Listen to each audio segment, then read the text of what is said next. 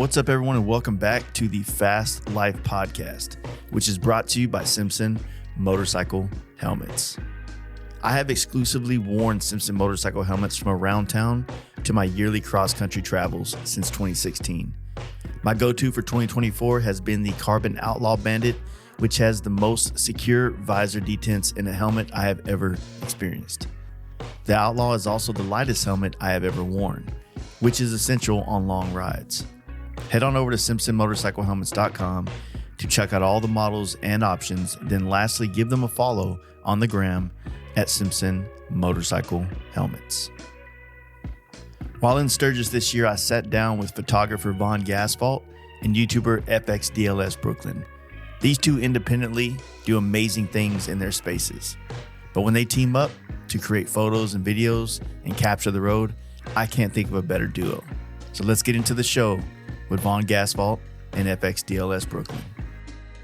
Hey guys, you ready to let the dogs out? Fast Life Podcast. Yeah, this is the on the road stuff. Which is good about this is I can run batteries in there, or we can be sitting at a campfire somewhere and just going to town. So yeah, versatile. Yeah, will fit in an FXR. Technically, yeah. I mean, it fits in one little pocket for like a lens pocket. So that's why I like that little drone I want to bust out. You know, that it just fits. What do you have, there. a Mini 3? Mini 2. Mini 2? Yeah. Nice. I guess that's a dinosaur these days. Dude, I buy a drone every couple of years and then I never touch it and then I sell it. And then I buy another one and then I'm like, this time I'm going to use it. And I never do. Well, dude, I like went to sell this one and like, I was like, really? That's what I'm going to get back on this? I was like, I can't sell it. You know? Yeah. It's not going to shoot vertically, but whatever. I'll make it work. Yep. Well, guys, thank you for doing this. It's been awesome watching you guys come together over the last couple of years and all the content you've created together. It's pretty cool. Can the audio pick up that fist bump? That fist bump, yeah. That level of bromance. So for everybody listening, we got FXDLS Brooklyn here and then VonGasphalt. So do y'all prefer to be called that in public? Or do you like Sebastian and Alex? No, that's what you said is great. You actually pronounced his handle correctly. He's actually like for a long time he was pronouncing my handle in the wrong way. And how are you saying it? A lot of people were like called me like so the way I built it is fun, which is in German is like the title for nobility, and then the contraction of gas and asphalt in one word, and then he was being Vong asphalt, and so a lot of people came to me like Vong, and I'm like not. So 200 YouTube videos later of us riding, people are mispronouncing his name. My bad. I fixed it's all it. good. It's good. Let everyone know Chase pronounced it correctly. That is the correct pronunciation. Well, there's a lot of Vons in art culture, like tattoo, Kat Von D, things like that. So you just kind of, I don't know, I guess I picked it up and then I'm dyslexic as hell, so I'm not really great at reading, but at the same time, I did pick up the Gasphalt. So that's pretty cool. It's a play on words. Yeah. Thought about it for a little bit when I started. No, I remember you're talking to Oliver about that, about like, the reading as opposed, you guys were talking about the movie that was coming out. Yeah, the Bike Riders movie. Yep.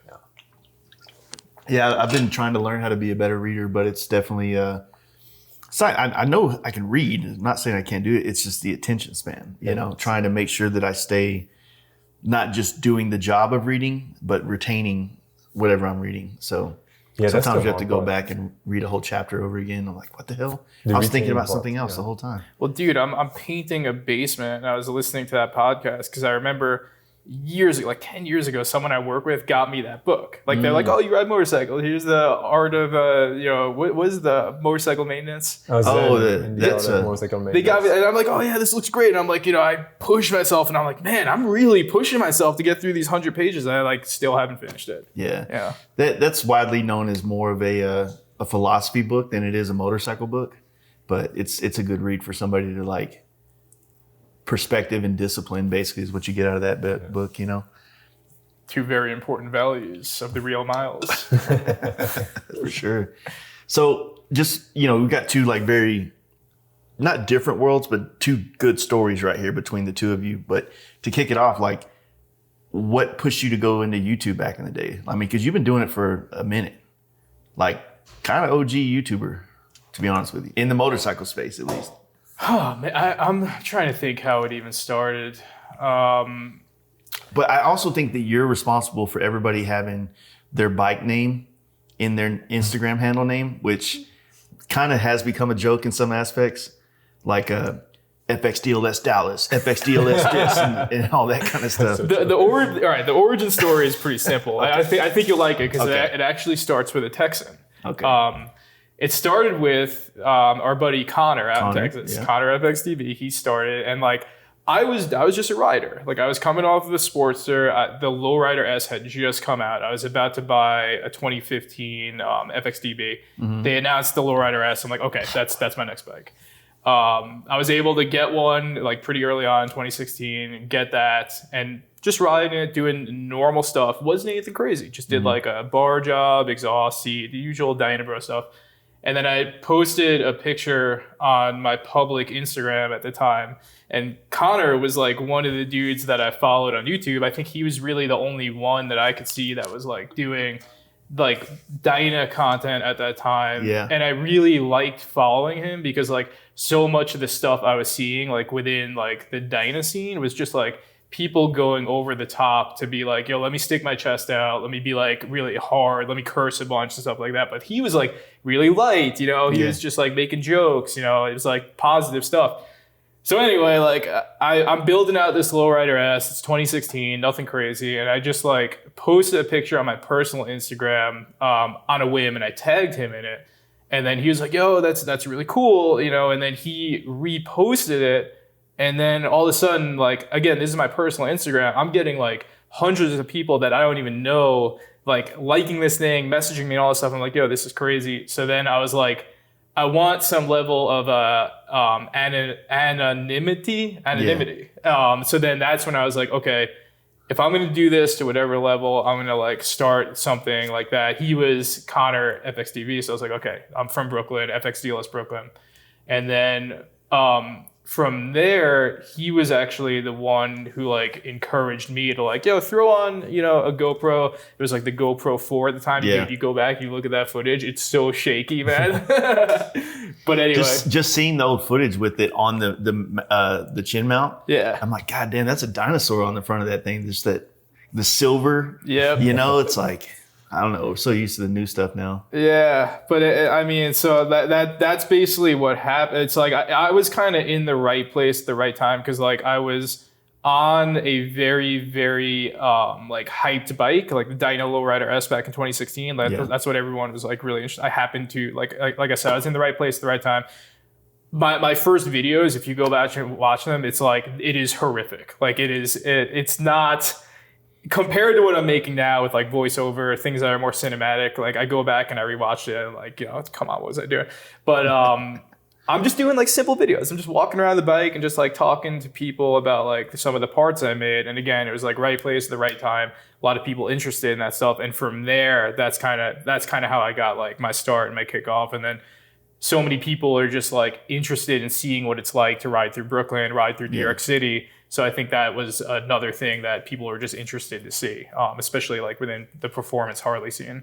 Yeah, it's an access thing, right? Because people on the outside looking into New York, we just don't think of like, man, that's got to suck to be riding a bike around there.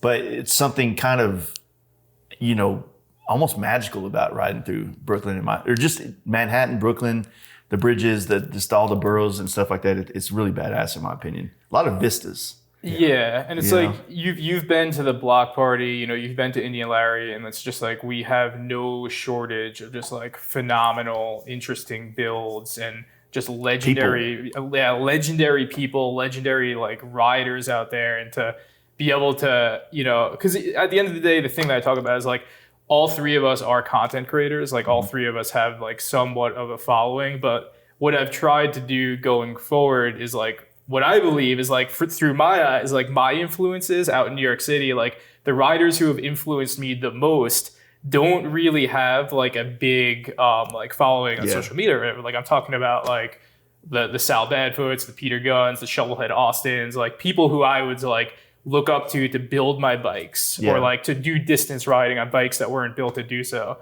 Like I tell people all the time, like if there needed to be a representative from New York of like the young performance rider base, I'm always like, it should be Pat, Pat from Saddleman, give him the shout out. Yeah. But that's really my story. Like, that's kind of how it kicked off. Like, before I did like motorcycle content and stuff like that, like, I always found a lot of enjoyment just out of like cutting footage of just like things that my friends were doing or my family was doing. Like, I would just like cut random stuff in iMovie and like send it to them, and I was like, yeah, I really enjoy this. And then it kind of just like became a thing. Like, it's still a thing of passion. It's never felt like work. It's always something that's just been, something that I've gotten a lot out of.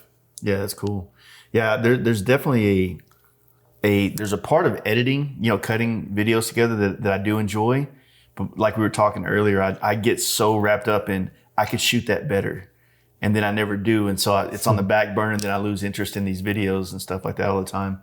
So I'm with you on it, man. It's a fun process seeing. I like shooting more than I like editing personally, but that whole aspect of bringing something together. And how many times do you watch one of your videos before you put it out?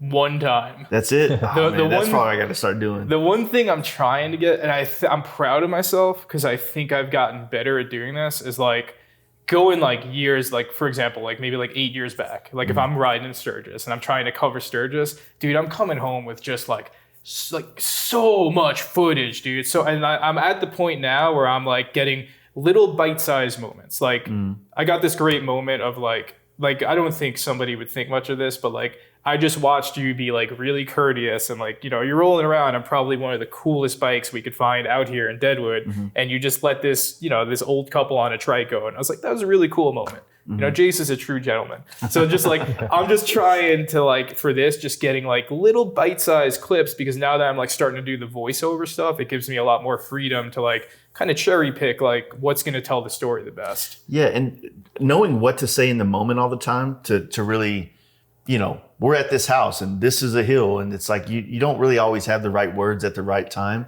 So I'm finding that I would rather just record, and if I have something I want to say, then bam, just go ahead and say something. You know what I mean? But don't focus on doing all the voice, the narration while you're in the moment sometimes, Yeah, because that's how it started. Like if you go back to my videos back in like 2016, it's all in the moment.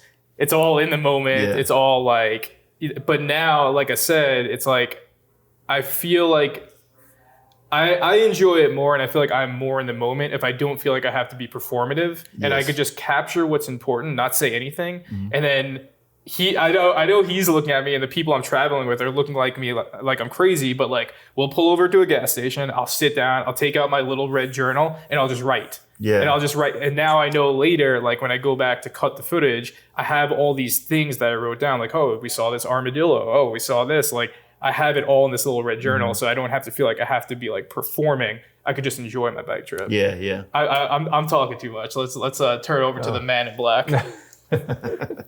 So what brought you to America in the first place? Well, I've always been very interested in America. I think like since I was 10 years old and I understood what D-Day was and what you guys did for Europe. And I remember being blown away when I was 10 years old by all of this. And I think I started to develop a sheer appreciation for America since a very early age. And then as soon as I could have the financial means to travel, the first place I went to was America. The first place I ever went to in America is actually Fort Worth, out of all places. I didn't really know much at the time, but it was the cheapest flight. And did a road trip with a friend, really loved it. Then I came back for a year internship in San Francisco in my mid-20s. And then when I went back to France, one of the big ideas I had was I need to find a work that will allow me, if I do well with the company in France, to transfer to the US at some point. Yeah. And so that's kind of what I did. I worked with a big group in France for 5 years. And from the very early on days, I seeded the idea that at some point, if everything went well, I would love to transfer in the US. And 5 years later, that happened. And so I moved to Texas for real this time. Nice. In Dallas. But so it was always kind of on the back of my mind. And I think the way American culture is portrayed in France, it's also very a dominant culture in France, like, the movies, the music and everything. Yeah. And I grew up with like Metallica and all of that. I mean, I had a very strong exposure to American culture in many ways. So yeah, I think it was always kind of here. And when I moved there, I wasn't sure whether it would be permanent or not. But I think now I've actually reached the stage where I feel like after years, I have a stronger sense of belonging and network and family in the US. I just got married to an American citizen. Like my best friends are Americans. Yeah. I'm at that moment where actually going back to France doesn't really make that much sense anymore. I feel like 3 years ago I may have said something different, but now I've built so much roots here that I kind of like it here. It's been. Do you think our accent will ever overpower yours? And you think you'll start losing some of your accent over time? I always feel like, and it's funny you mentioned that because I've always thought, especially in Texas, I always thought I was doing a decent job at not having too much of a French accent. People were always like, I can't really pinpoint where you're from. You barely have an accent. I was like, oh, great. And then like my friends starting to be like, no, you actually have a very thick French accent. Dude, and I was so disappointed in myself. I was like, what, really? Like the cab driver in Dallas told me like I had barely an accent. He was just trying to get it. Yeah. It's a weird, like, because I'm traveling with him, and like I said, we also picked up Olivier, who joined us for the last 3 days. So like half the time I'm listening to them speak to each other in French. Oh, he's French as well. Yeah. Okay. So like I'm gonna pick up French by the end of this trip, but it's weird. Like you hear it so much, and like subconsciously I realize I'm almost saying words with their accent. And I'm like, what am I doing? I'm from Brooklyn. So it's like you almost kind of like pick up to what you're hearing. Yeah. Unintentionally. Having a brand like Arleness support the Fast Life podcast is absolutely surreal. Decades before I fell in love with motorcycles, the Ness brand was right there innovating and inspiring generation after generation. The brand's long-standing history and dedication to the custom motorcycle industry is truly remarkable. I have been fortunate enough to use many of their products on my Road Glide, Lowrider ST, and FXR chopper over these past few years. I love their 4 and 6 piston brake calipers, wheels, and bagger mid controls. And I use Arleness air cleaners on all my bikes. And even after thousands of miles, the parts still look and feel new. If you're interested in learning more about the Arleness motorcycle products, head on over to arleness.com where you can find out more information and see their vast catalog. And for our listeners, if you drop the Fast Life 10 offer code at checkout, you're going to save yourself 10% on your order. And don't forget to give these guys a follow on Instagram at Arleness Motorcycles to stay up to date with all the happenings around the brand. Now let's get back to the show. If you're looking for high quality motorcycle lighting, then check out Custom Dynamics. It doesn't matter if your motorcycle has been around the block or it's fresh off the showroom floor. They offer a wide range of LED lighting options for various models as well as custom applications. They have been in business for over 25 years and are committed to providing top-notch products at competitive prices. On my FXR chopper, I'm running one of their custom application LED taillight strips and their industry standard 5.75 LED headlight. And on my Lowrider ST, I have been running their Pro Beam Series LED turn signals, taillight, and headlight. You can check out their website at customdynamics.com to explore the available LED lighting options for your motorcycle. And don't forget to follow them on Instagram at Custom Dynamics.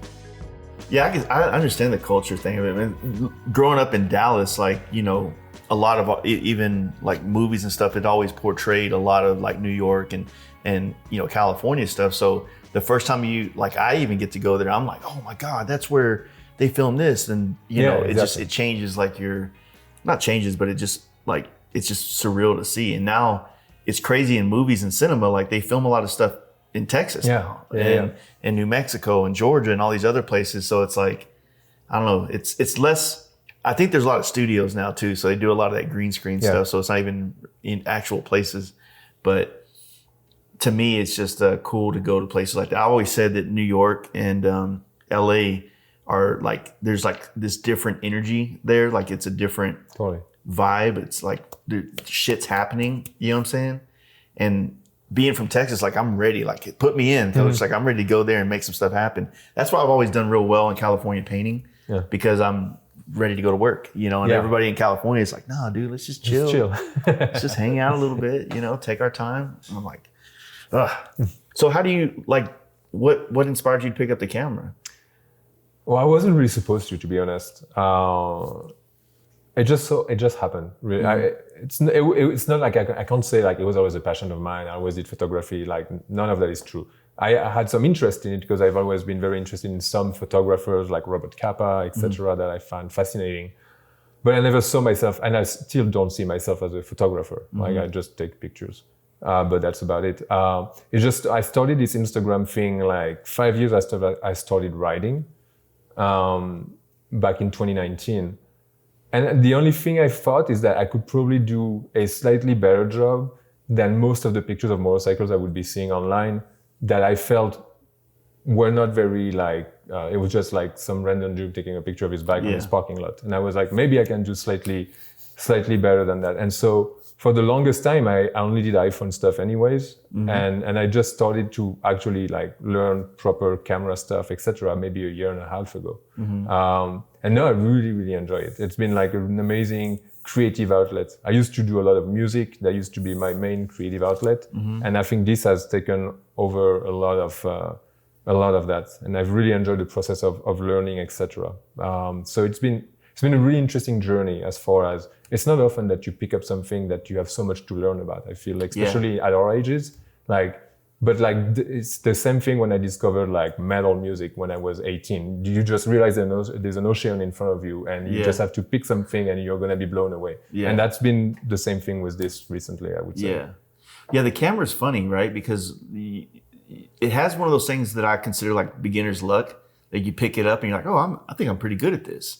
And then you start trying, then you're like, man, like now I suck. Yeah. Like you go through these waves of like creative, like you get bored with your stuff. Like how do I make it feel better and like keep that passion alive of feeling like I'm shooting stuff that's cool and interesting to me, you know? And I go through waves of, all right, I'm shooting with flash all the time and now I'm bored with the way that looks. And so I'm like, well, I want to be better at natural light photography. And so you start dabbling in that and then you're like, but it doesn't look as, you're just always comparing to something you've already done or whatever. But it's just a creative fucking, you know.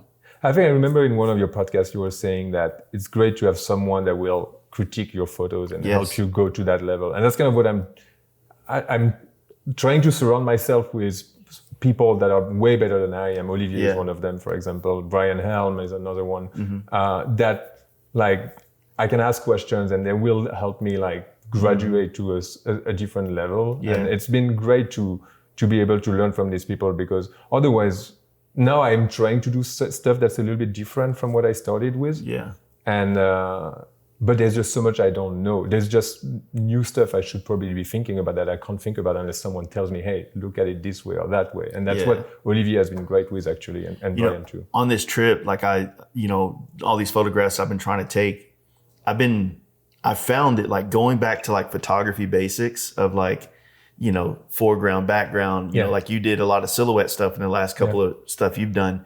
All these basic photography things, just applying that, like just stick to the basics and then you'll read the scene and go, this would probably be good for this. And then just take those photos. And, I've always tried to like I think someone told me once, like try to take 30 frames of the same thing in a different way. Yeah, exactly. You know what I mean? That way you kind of can figure out what's going to work best and whatnot. But just being aware of things, man, like that, like those bridge shots that y'all originally did about a year and a half ago, like those things were just fire. You know what I mean? And it was good because it had everything in it. It had a lifestyle feel to it. Yeah. And it had New York. It had a grittiness, especially the burnout pick. You know what I'm saying? Like it just was a great package of a good shot. The craziest thing about that though is like none of that was planned. Like that was shortly after the block party. Like the block parties, that's our big event. Like we're all amped, so it's like, yo, let's hit it next morning.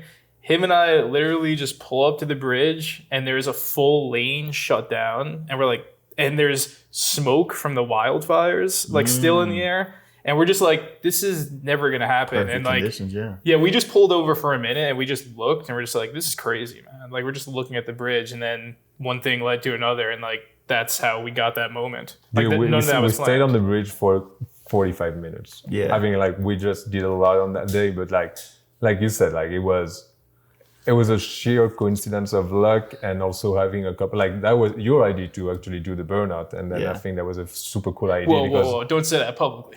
No, I'm kidding. But I think like that's, and going back to what you were saying, I think trying to have more candid moments, not less like I'm posing next to my bike, but something is happening and I'm trying to capture something that is only happening at once and will not happen ever again. I think this is actually a good example. I don't think anyone will ever do a burnout on the Manhattan Bridge again. On a painted Dino, I would assume. Yeah. We were like, that was pure just like in the moment. Yeah. And the funniest thing about it too is like, you've been to New York, like all those bridges, that's like high level like surveillance on there. Like usually that type of thing, like if you pull over there for a minute, like they're gonna come and kick you off. So we were just laughing where it's like there is somebody in an office that is probably watching this and eating popcorn and just like letting this go on. Yeah. You've been clicked by so many cops. Like I've been taking pictures in New York for years now. Like I feel like most times you have like 5 minutes before a cop shows up if you're in a cool location. Yeah. I was blown away that wasn't like a car. I don't know, maybe Cops did there was a come cops by. that passed by. They Yeah. just didn't stop. Right? Nice. It was 7 a.m. on a Sunday morning. We use a lot of times, like we'll use his accent, like if we're getting kicked out somewhere, we'll just be like, he's visiting here. He's only here for a week. He wanted to see this area, you know? Yeah. I take even a bigger French accent than usual to say, Yeah. I am so sorry. You turn I it didn't up. know." Yeah. So sometimes they're really cool. Like Yeah. we've had cops come by that like clearly ride and they're like, I'm fine with this. We just got a complaint from whoever this person in the high rise, Yeah. My accent helped me get away with, like, on all the cross-country trips I've done on the Dyna and stuff, I've had many encounters with cops and stuff, and I'd say a lot of times maybe they're very lenient on Harleys and etc. But I also feel like the story and the accent helps a little bit sometimes. So both of you guys are pretty well known for putting miles down. So what pushed you to want to like do that? Was it just like the next thing on the list of being a motorcyclist of like, okay, well now I want to see what the road feels like? So for me, it started with, I remember it started with the first time I ripped to Sturgis, and I was with my dad and my uncle, and this is going on 8 years ago, I think. And I did it on my Dyna Lowrider S. Like you, I didn't have any bags on the side. It was literally just a sissy bar, like a chopper style bar bag on there, like very, very minimal. And like I remember, we're just crushing miles out there, and like I didn't think anything of it. And this was when I was like pretty early on in terms of like creating content on YouTube and Instagram. And I remember like that's when I kind of started to get some recognition because people were like, how are you doing that on the Dyna? I didn't know you could do that in a Dyna. I thought you needed to have like a full dresser, a bag or whatever to lay down those types of miles. Yeah. And like, I didn't think anything of it. I was like, this is just what we do. Like we crush miles, and again, like I'm coming from a place where the people who came before me were doing this on FXRs, were doing this on shovelheads. So for me, I'm like on something more luxurious with like cruise control and ABS and etc. So it kind of, it was just always about that. Like I'm in it for the miles, I'm in it for the ride, and from there it just progressed. Like it's all about the bike trips, like you know what it is. Yeah, I would say that after finally doing a cross country on this trip, I don't think it's easier because no matter where you live in the country, you're doing the same miles. You're going back and forth. But I do think that if you live on a coast, it's easier because you're not passing your house in the middle of the trip. You know what I mean? I never thought of that. That's true. Like you're like, man, I could just go home real quick and just be there. And, so it's to me like, and I actually went home for 2 days on this trip and put a new rear tire on the bike and then got back on the road. So technically some people would be like, oh, that doesn't count, but they can kiss my ass. For me, there's just something like we've talked a lot about this. Like traditionally, all of our miles together, like we're very much just like we are going to crush miles. Like it's going to be a 700 plus mile day. We're going to crush miles till we get to the destination, and then we're going to crush miles back. Like this has been the first one where we've actually like mixed it up and done a lot of back roads. Yeah. We've done a lot of days where it's just like we were talking about before where we saw that horse. It's like I'm kind of at a point where I like this trip because it's been a good mixture of actually enjoying the back roads and stuff like that. But then there's always a part of me where I am always going to love just crushing highway miles because it's just very meditative to me. Yeah. I think for me, it started with the idea of visiting America. I wanted to ride to every single state on the Dyna, which I've done, exception of Hawaii and Alaska. And also, I love the West, so I have to ride as fast as I can to the West to spend time there. And then I think like I got into more of the, not competitive, but like the Ride 1K kind of stuff. And I've done like 15 of them. And then I got into the idea, there were some records to break on Ride 1K. So I was like, okay, can I break some of these records? So I think I was the 4 to do 4,000 in 4 days, the first. Then I created a record doing fastest coast to coast in 46 hours in January, which was an interesting one. January for sure. That was intense. And then I did You gotta 1,700 tell about the miles. suicide shifter. Oh, yeah. You gotta tell that story. I'll make it quick because it can be a long one, but my gear shifter stopped working started to get loose, but not loose because the teeth weren't working anymore. When I went through Van Horn, Texas, and I was like, is there a stop? And I can't make the record because I had to I had to do it within 47 hours or something. Or I keep going. And I kept going to the point that the thing became useless. It was just limping on the side. So I took an iPhone cable. I couldn't shift gear anymore because it was falling too low on the ground that my feet couldn't catch it, basically. So I took an iPhone cable and I zip tied the cable to the thing, and I used the cable to shift gears for whatever was still remaining of the little grip it still had, up until the point where it just didn't work anymore. I barely could shift gears. So I called my girl. She was in San Diego, and I said, well, I can't stop anymore because if I stop the bike, it only starts in neutral, and I don't think that I can find neutral again on this. So I'm just going to keep going, and I'm not going to be able to stop until I get to San Diego, to the ocean. Otherwise, I can't make the record. And it was like 11 p.m. at night. And so I ended up doing the last mountains on the outskirts of San Diego. The border patrol tried to stop me, and I couldn't stop, obviously. So I clutched in, and I was in fourth gear, basically. And I kind of revved the bike almost to a stop, and the guy waved me, so I kept going. And the bike was almost dying, was choking and everything. And then when I arrived in San Diego, there was a bunch of red lights, and I kind of had to do what I had to do. Yeah. And I just kept going basically all the way till the end so that I could get that fucking receipt and validate the fastest coast to coast, which since then has been broken by a good friend whose name is Kevin, who's done it faster than me by I think an hour and a half. Damn. So yeah, it's for me, there was a long time where, to Alex's point, it was about like the adrenaline of building these records, like the 1,700 miles in 24 hours one was like, and now I'm like him. And I think that's why I really like this trip, because I'm like a little bit tired of this, of these crushing miles and not enjoying the sceneries. And I think like the back roads that we've done this year, and like taking a little bit more time to just chill at the house and like take pictures, meet people, rather than always answering, oh, sorry, I'm already gone. Yeah. It's been a nice way to do it differently. And it's like to get more, like now that I'm like hearing him talk about it more, it's like there's two big aspects of just like being a distance rider, because you know how it is. Like so many people will say to you, like, how do you put that time in all day? Like, don't you get bored? Don't you get sore or whatever?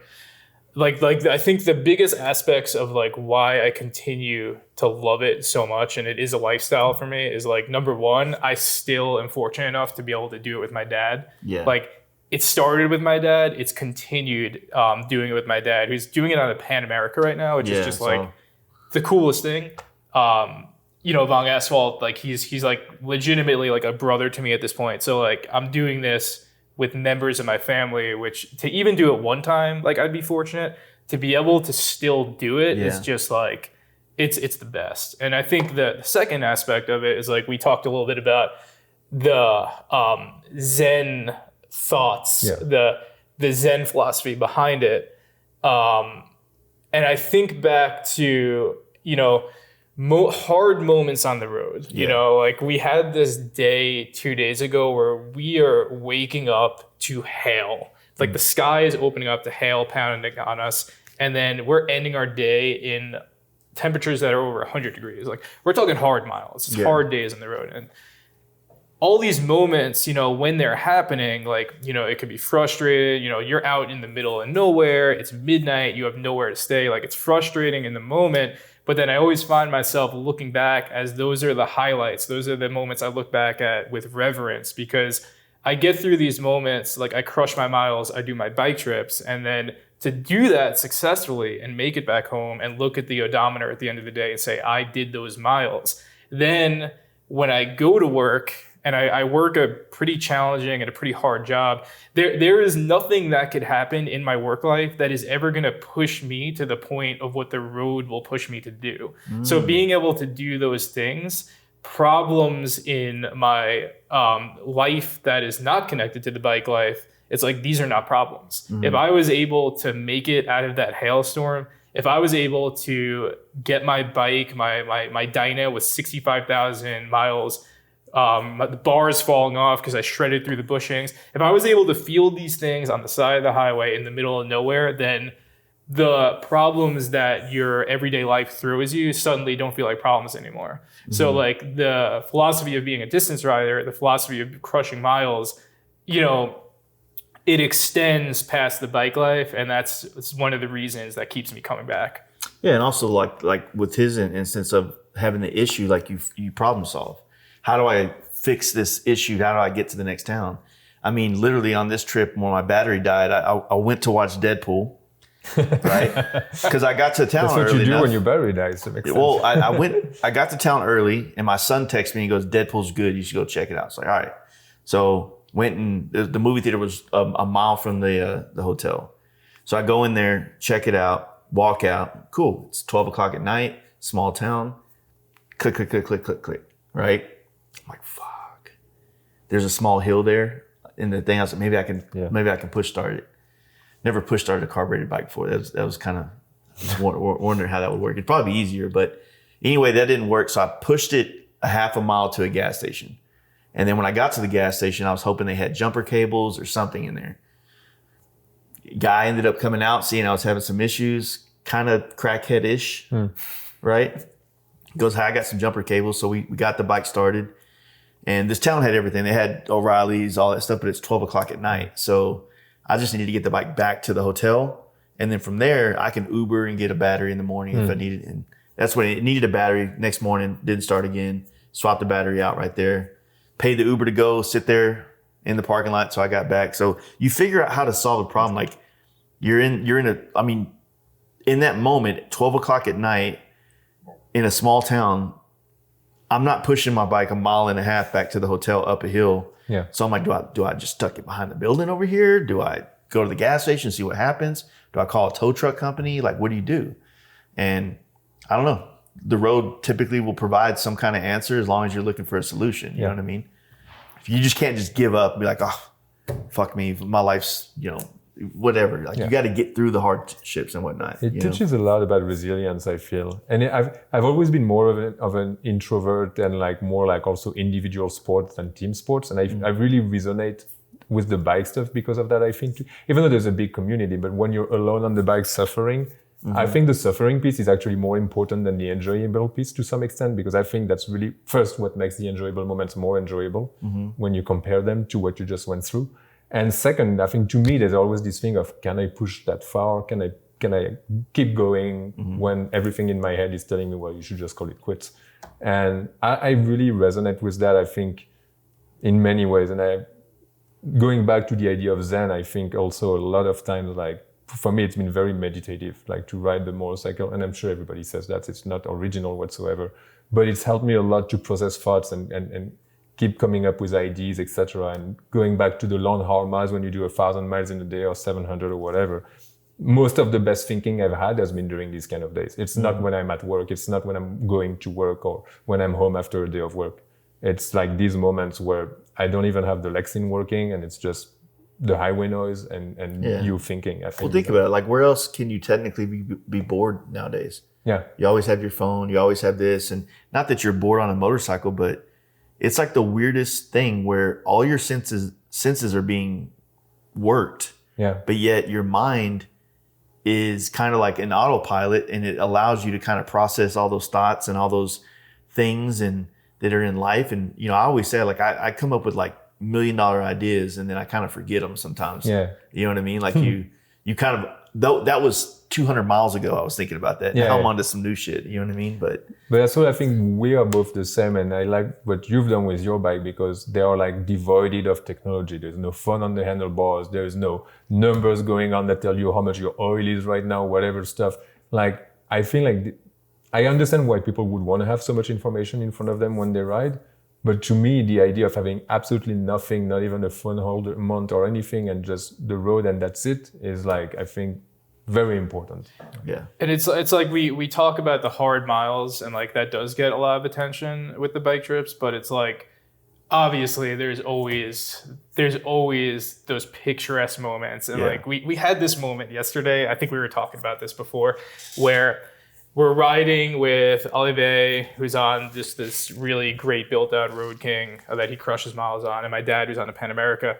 And we're trying to go to like Wall Drug, but we're in the middle of nowhere out in the Badlands. And the only way to get there is to do like 20 miles on a really sketchy unpaved road. Yeah. And it's like him and I are on company bikes, you know? So if this were our Dinos, no problem. Like I'll rip it through there. Like we do that all the time, but I'm not going to do that on a bike that technically is not mine. Yeah. So we let them go, you know, go do their thing. You know, they got to see a bison. That was cool. So him and I are like just riding in the middle of nowhere, just middle of nowhere back roads to get to like we're probably like 60 miles out from Rapid City. And, you know, we're just riding side by side. You know, we're looking down a road that's going on forever and there is literally nothing. And I just like, I'm looking at him and I'm like, this is like Easy Rider. Like we are in Easy Rider right now. Let me ask you this. This is the thing that I think, I wouldn't say it drives me crazy, but this is a perspective thing that I think you guys can both attest to it. It's not PCH, right? It's not the Tail of the Dragon. It's not all these things. And I feel like people are always chasing the hype of like, this is the curviest road or the mountainous road. And sometimes the feeling is right there on a flat road looking down to a vanishing point of where that road disappears into the horizon. It was just the perfect moment. It was like, what, like I keep a lot of the updates I'm doing on my stories. I keep putting this song like it's like where am I? And it's like, how did I get here? Like this is the most picturesque moment ever. And it's like we were talking about before. You know, we pass by this horse, we stop. You know, I get a great shot of him petting this horse that he posted today. And it's like I said, it doesn't have to be Tail of the Dragon all the time. It's funny. I think the most amount of curves that we've done in the entire trip was getting up your driveway here. And I was like, am I get straight and peg right now? Yeah. Well, and that's the thing. And also like, maybe you guys can attest to this too, but like those hard days, like the wind's kicking your ass, the heat or whatever, but you're a full day of riding and you're getting to town right when the sun sets. And that, I don't know what it is, man. It's me and my guys I travel with. We've always said that those long days, that sunset ride into the final destination of the day is always like this reinvigorating, like feeling re-energizing almost. And it just like, you're kind of celebrating. You're like, do you see this? This is badass. But think about it. Sunsets happen every night. For real. And the sunrise happens every day. But when you're on a motorcycle, you're forced to enjoy it. You know what I mean? That's something that my wife and I, we kind of sometimes will, oh shit, the sun's in there. Let's go put some chairs out in the front yard real quick and check this thing out. Like just taking a moment to appreciate that. You know what I mean? It's done a lot for us as a couple as well. You know what I mean? But just being aware of those things. You know what I mean?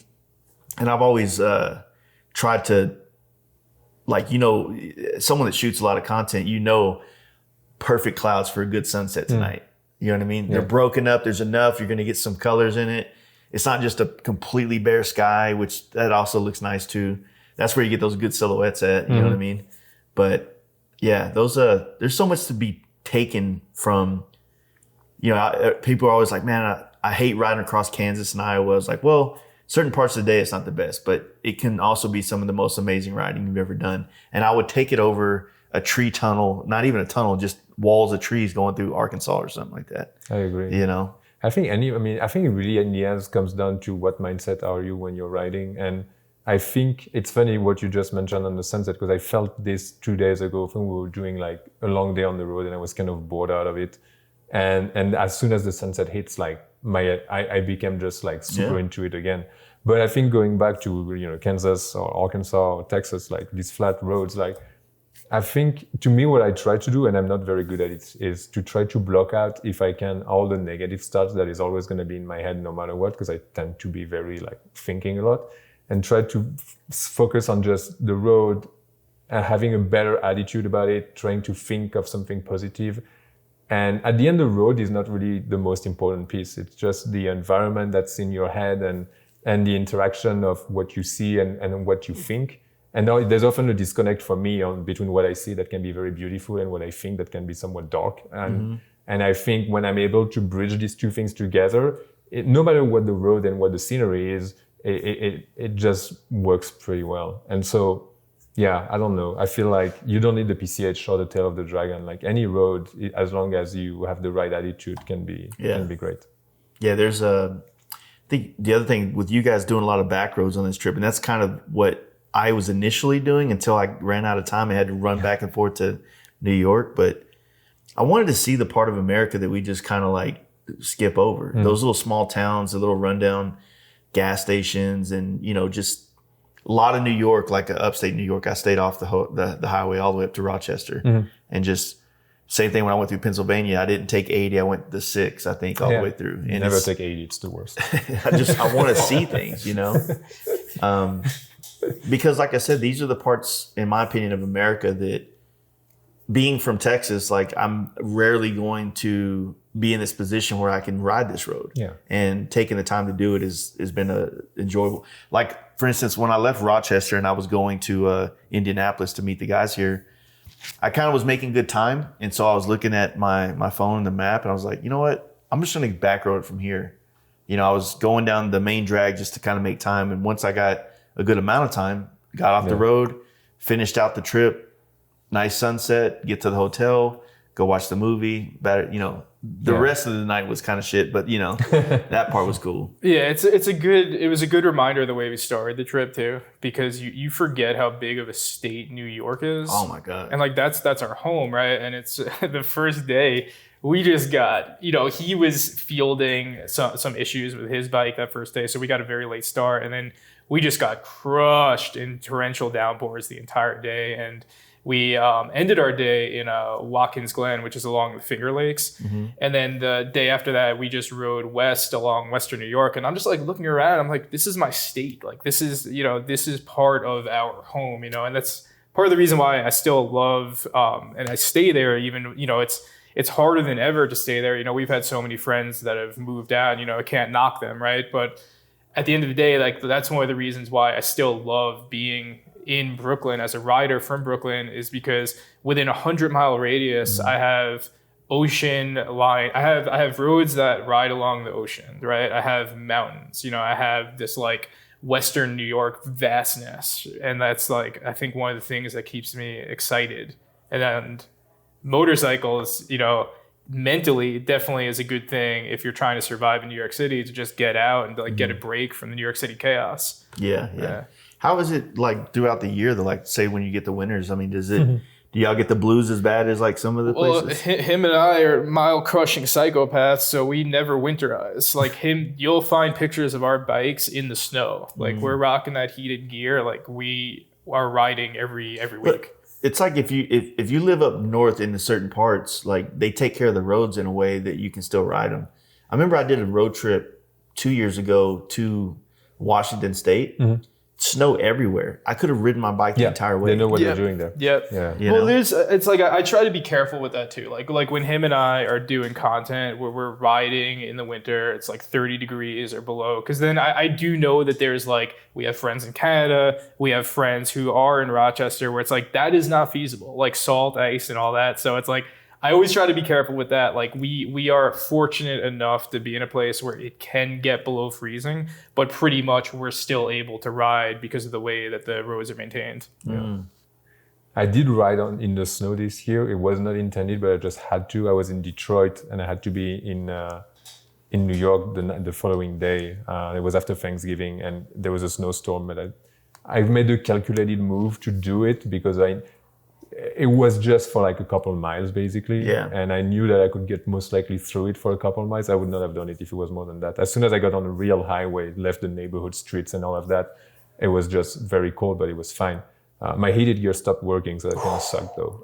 That was not a fun trip. But that's again going back to the idea of what Alex coined on paying the iron price. Yeah. I think that's really the idea of FXDLS Tech 2. Going back to what FXDLS Brooklyn coined, paying the iron price. I think that's one of the big ones. This is one of the good ones. He's making fun of me on this trip because I'm packing my heated gear and I'm telling him, I'm like, back in 2017, I remember waking up in Yellowstone and it was 30 degrees and that's the coldest I've ever been on a motorcycle because obviously I didn't have heated gear. I was dressed for the summer. Yeah. And I remember after experiencing that level of coldness, like that level of bone-chilling cold that would not leave my bones, I was like, I will never make that mistake again. And now on all my cross-country trips, I'm always packing my heated gear just in case. Yeah. I mean, it's 100 degrees now, but it's like, it is what it is. Yeah, you go over like Beartooth or something, you can catch that cold stuff. But yeah, this trip is the first time I ever bought a rain suit and brought it. Which one did you buy? It's the Harley one. The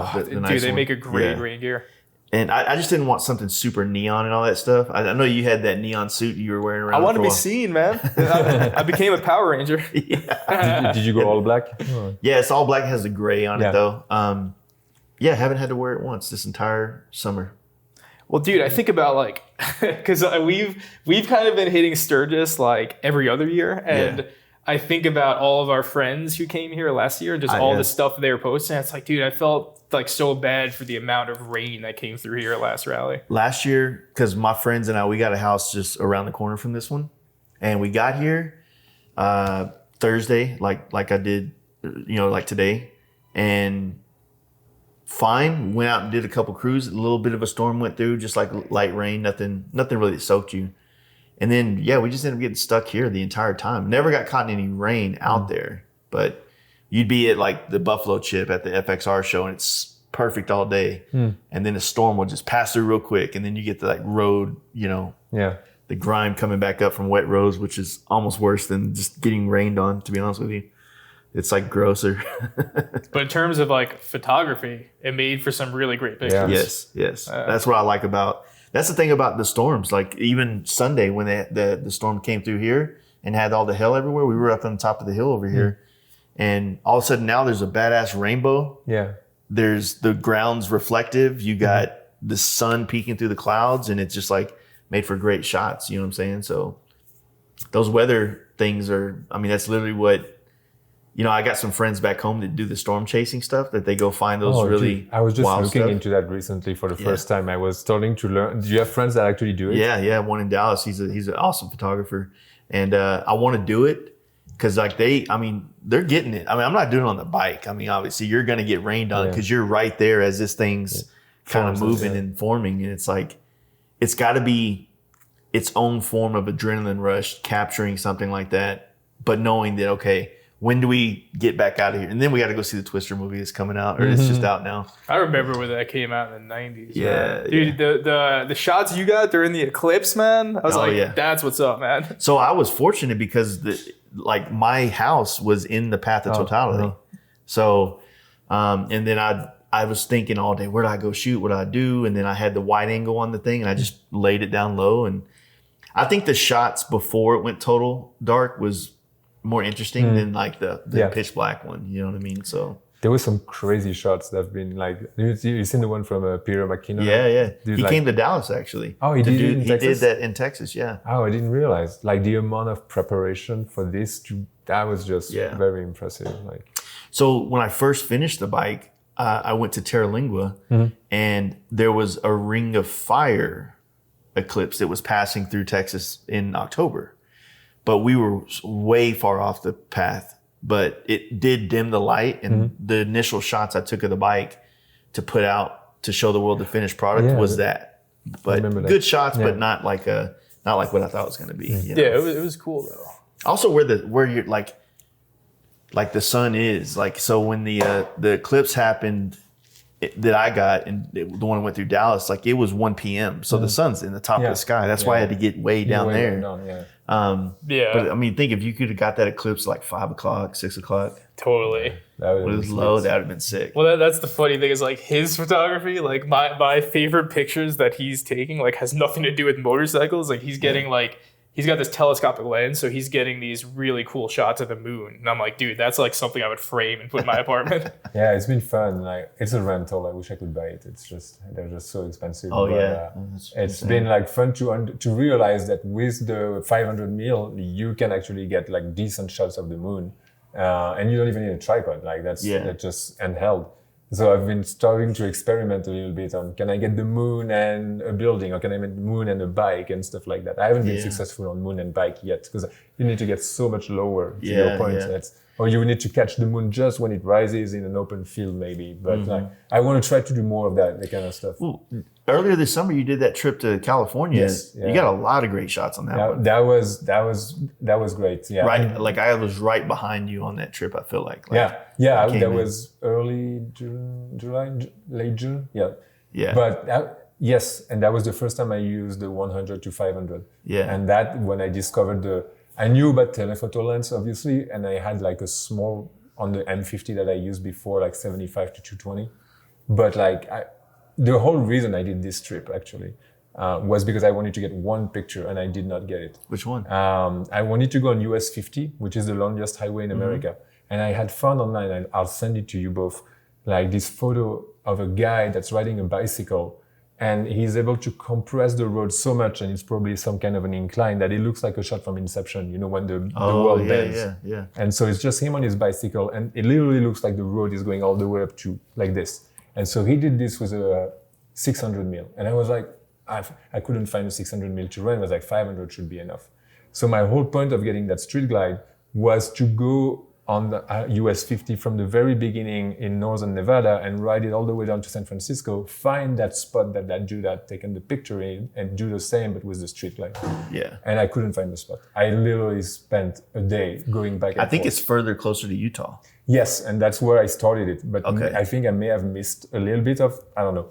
And so that was the reason I got that lens for. That was the reason I went there. Yeah. And I ended up taking a lot of great shots that I was really happy with. But I need to go back at some point to find that specific one. So the spot in San Francisco where the trees and you have the bridge right before it. And I wanted to find it this year, but I found it on accident because I was trying to go to the bottom. Yeah. And shoot. Yes, I know exactly. Yes. And they had something blocked off, so I had to go around the whole thing, and then I ended up finding the spot. And I was like, "That's dope! I found this spot." Because I usually go up to the other side, the battery Spencer. Yeah. And I was wanting to get there before the sun came up because I was going to try to ride my bike up there. Oh, cool. Yeah. And I was like, well, I've never seen any cops up there, but it's a little bit of a ride up that dirt road to get to that spot. Yeah. But how sick would that be to have your bike right there, the bridge and the city behind it, sun coming up on the other end? But I got drunk the night before. So late day. Next time. It's like our partnership, like I'm covering things in moving image, I'm doing the YouTube stuff, and he's covering the photography. So like we kind of have all bases covered. And it's like, we're fortunate enough where we're at a really good place where, the company of Harley-Davidson is like starting to take chances on us, give us bikes to like do this sort of content. So, I didn't know like how our audience was going to respond to like, here's these guys on Dinos that have been crushing these models for however long, now starting to mix in some like bagger stuff. But it's like the response has been pretty good. And I think like people are appreciating seeing what our response coming from something that's more stripped down, that perspective of these like new street glides and road glides. Well, I like the video you did on the road glide. I think you were the black one you had a review on. Like I felt like that was pretty accurate from how I felt about the bike too whenever I rode it. So, I think people do you feel like people are more concerned about products now than feelings? Like how it feels to ride a bike versus I want to know if this is a good product to buy. You know what I mean? Like how do you, it seems like if I have a podcast that has some kind of product attachment to it, I get way more listens than a person with a story to tell. Does that make sense? That for all the YouTube stuff, that's always how it is. It is, yeah. Yeah. But it's like I'm more like, for example, the video I shot of you today, like I'm more interested in like hearing the stories of people's builds, hearing the stories of people's rides, etc. And like if it doesn't get views, it doesn't get views. Like that's the content I want to make, Yeah, exactly. But if I do make something on a part like the home team at Indy and Larry just, created some new bars that I was really excited about. And I had the first prototype for their Dyna that has the gauges mounted within the bars. And like, I was super excited about them. It's the best bar setup I've ever run on my Dyna. So like, I'm going to make the video about that and tell people about it, you know? But at the same time, like, I'm not going to lie to people. And like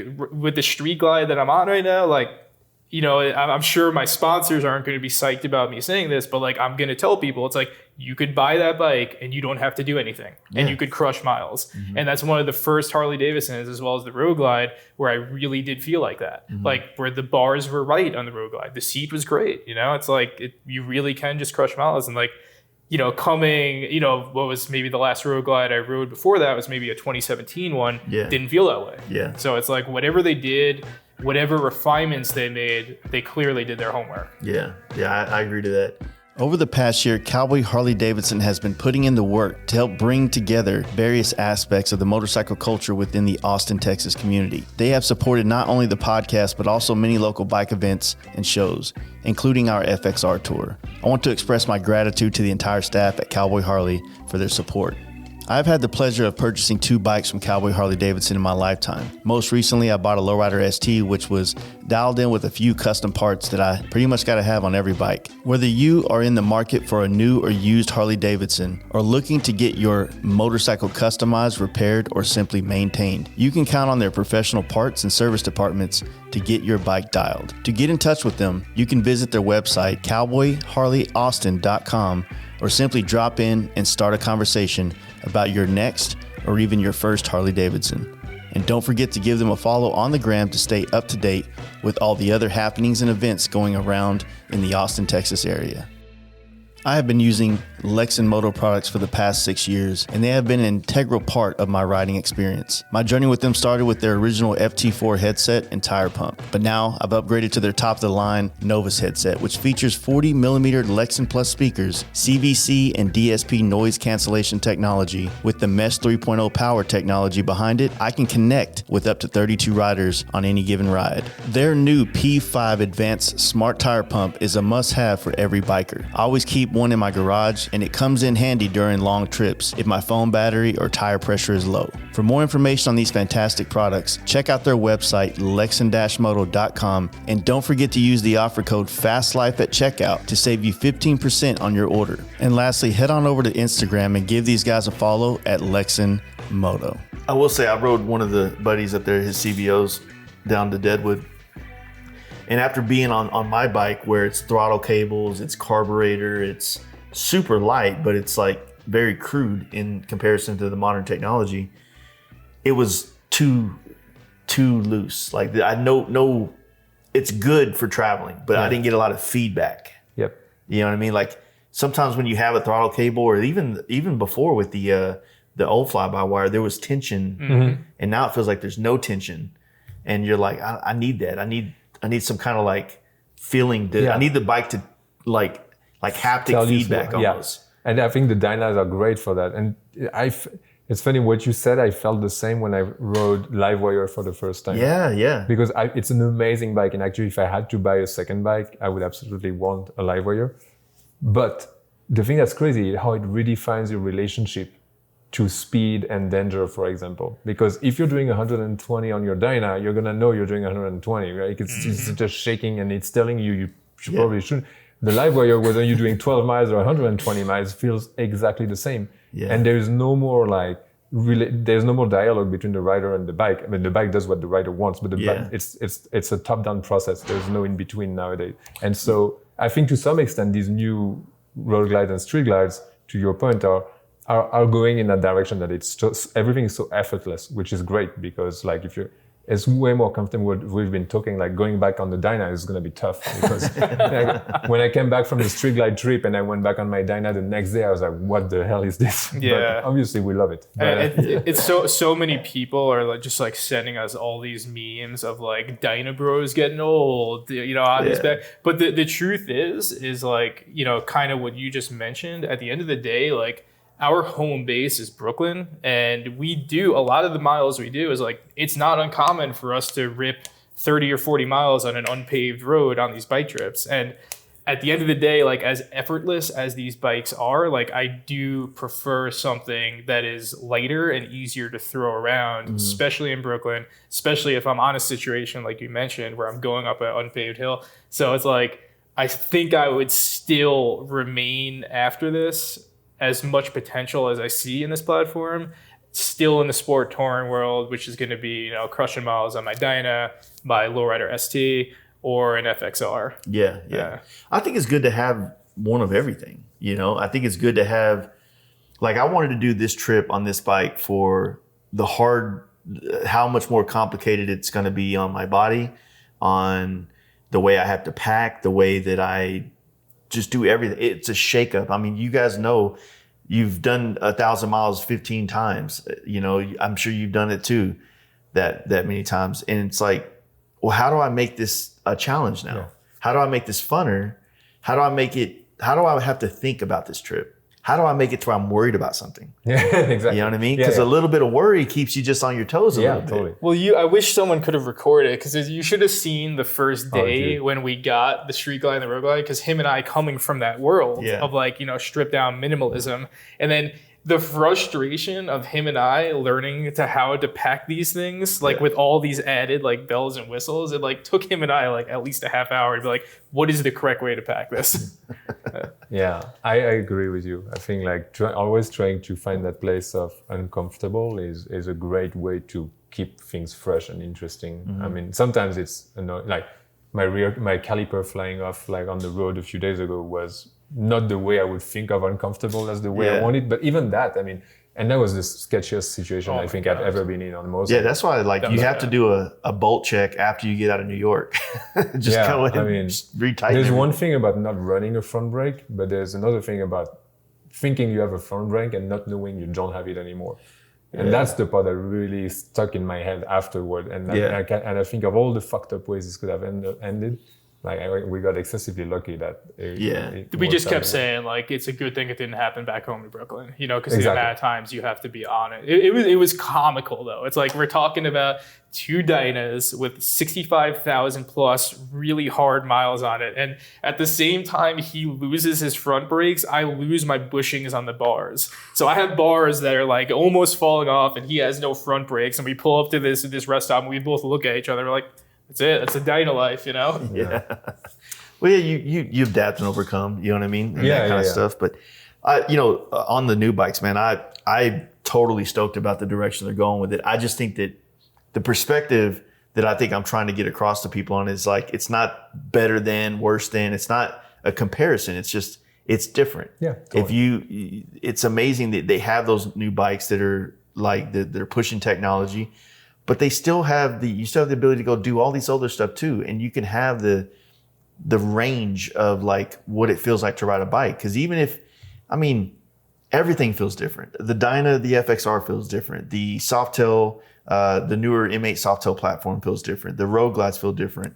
The Livewire, a rigid chopper everything can offer a different experience. And that's kind of what it is. And after you've done a cross country on a Road Glide, a Dyna, a Lowrider ST, a chopper FXR. It's like, I want to do it on a hardtail chopper now. It's going to suck. Love it.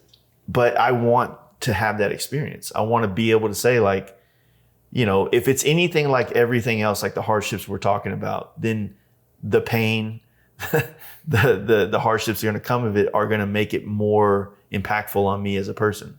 Does that make sense? That's what we were talking about. Yeah. But to some extent, I also wonder how much of this is a circle, like a cycle, sorry. Like what we're saying now about these new motorcycles, were people 25 years ago saying the same? And it's just, it's just change and adaptation. And in 20 years, people will be like, oh, the M8 had so much more soul. And like nowadays, whatever is going on is just so horrible. Well, the soul is what you're putting into it for the year that motor is around. Yeah. The twin cam didn't have any soul, but now you look at it like exactly. Now it's got you've filled it full of soul. Yeah. Does that make sense? Yeah, totally. Yeah. So it's like I have a buddy of mine who just had his second kid. Mm-hmm. He's got a 99 DX. Shout out to our buddy Rob. And he's like, it's his only bike, and he's like trying to figure out like, do I sell this thing and get something more modern like an ST, or do I keep this thing? And I have a DX too that like does not get ridden enough. And the thing that I talked to him was like, dude, that's really tough. But it's like at the end of the day, like I think back to all these stories that you hear, whether people are talking about an old classic muscle car or a motorcycle, and you hear a lot of people say like, man, I wish I would have never sold that Mustang. Wish I never would have sold that El Camino. You never really hear anyone say like, I'm glad I sold that old motorcycle I had. I'm glad I sold that old muscle car. And that's what I told him. So he's keeping his DX. Yeah, and the DX, I mean, if I'm going to go Dyna, I'm usually picking like 2000 to 2003. DX, FX, DXT, something like that. Yeah, that's probably, I say my everyday bike is my FXR. Yeah. Like 1988 FXR, like I comically call that my minivan. Yeah. Like that bike will run in the coldest days in the winter. It'll run in the summer as long as I keep it running. Yeah. Probably my favorite bike to rip in the city though is the FXDX. Yeah, but in terms of like the riding we're doing out here, I think I'd rather be on my later year 2016. Yeah. See, that's the Lowrider S when that came out. I remember the hype with that, and it was a great bike, and it was crazy that it was only like 2 years, I think. Yeah. But 16, I think it was a year and a half. Yeah. Because in 18 is when they came out with the other ones and stuff. And it was crazy that they didn't just already have a Lowrider S for the newer ones yet. Yeah. It took another year and a half or 2 years for that to come out. Don't you remember what a crazy time? You remember how mad people were? Yeah. Like how many When they killed the Dino? Death of the Dyna swing arm stickers and all that. And it's like, where'd that all go? You know? Oh, they just I mean, everybody adapts and they move on, you know what I mean? Like I'm sure everybody was like, they got to bring the FXR back. Like all these outlandish things that never going to happen. Like it's not like the car world. We're like, you know what? We've had shitty ideas for the last 30 years. Let's bring the Challenger back. Totally. You know what I mean? So it's like, you know, I did tell them, I was like, I feel like they dropped the ball this year on the CVO ST. I feel like since the FXR was the first CVO and since the ST Lowrider is based off of the touring model FXR from back in the day, their words, you should have had a CVO ST Lowrider this year to really pay the homage of the 25-year anniversary of that. And they're like, I think nobody I think not one person at Harley goes that correlation at all. And people would buy it too. Like him and I were just like, we were hanging out at Black Hills Harley-Davidson yesterday, and him and I were just like looking at a stock El Diablo, and I was like, dude, whoever decided to buy this bike when it came out, good decision making. Yeah. I like the tobacco fade one. Yeah. We have a buddy who does YouTube who just bought one of those too. Like it looks great in person. Yeah. I'm still a big fan of custom paint personally. I think it's just go ahead and make it special. Well, the job you did on Alex is can look like it's sprung its own thing, where now there's so many white flame. Like what you've done together seems to have caught fire into a lot of places afterwards. I always like to say like this: yes, for sure that paint job has inspired, but to say it's the first is like completely. Well, I wish we could send a screenshot of our conversation back like 2 or 3 years ago when we did it, and like literally, it is a text message to Jace of me just saying, birch white base, black flame, gold accent. And then he put his spin on it. He put his flames on it. And then, there's been a million white and black flame jobs that have come before, but the spin that you put on that. It's about attention. It's about what, like, I think you said it in this podcast, that there's a lot of people in Brooklyn that you wish had more eyes on who they are and who they've been. And that's all it is. It's like, if I've had a lot of paint jobs, like, ripped off to the T, like line for line, color for color, everything's the same. It happens a lot in Europe and Canada and Thailand. So a lot of people out there, they don't see it that way. They say like it's the American culture, maybe like you were saying earlier, and they just want to replicate it, right? And to me, it is flattering because it is some kind of sense of validation, but at the same time, if all of a sudden now that bike is now getting it's kind of like the Sting song from Sting, the Every Breath, and then Puffy does his version of it, and then now all of a sudden that one's like, now we're like, oh, who's this old guy that copied Puffy? You know what I mean? So it's kind of like it's flattering as long as the original still maintains its place in that. But if say it gets overpowered because now all the repost pages are reposting a new one, that's where it gets kind of weird. It's like, it's like it's always put me in like a weird position too, where like after we did that bike together, like it has gotten a lot of attention, and like people hitting me up just being like, that's the paint I want, that's exactly what I want, like, do I have your permission to do it? It's like, first off, it's like not just my permission, it's my painter's permission as well. People are going to do whatever they want to do regardless. It is definitely flattering when people are doing that. But if it's a flame job, is a flame job, right? Like the color combinations, some of them just work 10 times better than others. But when you start getting into more like one-off graphics, you know what I mean? That's where I'm like, man, if you like this color scheme, do your own spin to it. Right. You know, if you like do something to it differently. There is ways you can do a flame job that changes it up. Maybe you flow them in a different way or a little less, or however, flames can vary in the style and stuff like that. But I don't know. You can't control it. Yeah. My expectations are just off the table on that. We did a badass bike, and the goal is to just keep that thing looking good, staying on the front pages, and getting more cool shit based off of it. You know what I mean? That's what I like about traveling. Like, I love having my personalized bike to me in these places in the world. Yeah, that's why. You know what I mean? Yeah. Well, you've done a lot of badass bikes. Like, we saw a bunch of yours in Milwaukee a few days ago. Like, what, whether it's flame or like the more intricate technique, is there something that excites you these days as like, oh, that's what I want to paint? Like, I mean, I've been on the like wanting to get out of paint full time for a long time, but I'll be honest with you, I painted a couple of the newer body styles, and I'm kind of excited to paint those. Mm-hmm. So yeah, I'm probably, and of course some other things are, the industry's down right now. Like, it's not as lucrative as it has been in the past. So like, I can't quite quit paint yet. But at the same time, the goal, paint is just time consuming. So you have to, when you have a podcast and all these other endeavors, you have to try to manage your time in a productive way to still provide the best quality that you're capable of. And, a paint job on a bike could have 200 hours in it, depending on how much, how detailed it's going. And that 200 hours, that's your weeks, that's your time. And it's some of these processes is when you do it, once you start, you have to see it all the way through. You can't just set it up for another couple of days and come back to it. And as someone with his own artistic style that's like recognizable, like, how do you feel about like, do people come to you with like FXDLS Brooklyn did, with like a very open brief, and then you do your spin? Or how do you deal with people coming to you with like, I want exactly this, and almost like, do you get people that micromanage you in some way? I kind of weed people like that out. You know what I mean?